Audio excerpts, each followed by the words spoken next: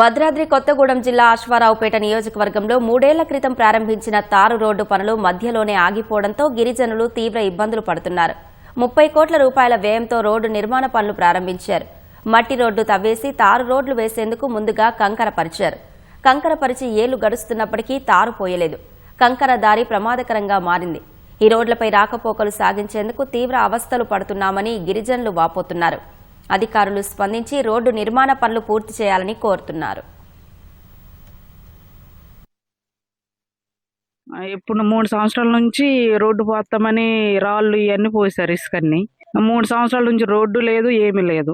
చిన్నపిల్లలు కూడా నడవడానికి ఇబ్బంది అయిపోతుంది. స్కూల్కి వెళ్ళాలన్నా, పెద్దోళ్ళు బండి మీద వెళ్ళాలన్నా కూడా ఇబ్బంది అయిపోతుంది.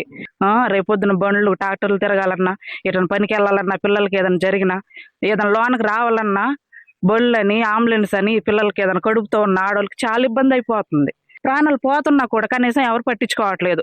ఏదైనా ఎవరైనా ఫోన్ చేసినా లోనకి రావాలన్నా ఇబ్బంది అయిపోతుంది. అంత లోనకి మేము రాలేమమ్మా అంటున్నారు. మరి మాకు రోడ్డు కల్పించాలని మేము కోరుకుంటున్నాం. మరి మాది 3 సంవత్సరాలు అవుతుందండి ఈ రోడ్డు పోసి. అలా వదిలేశారు. నడుస్తా కూడా ఇబ్బందిగా ఉంది.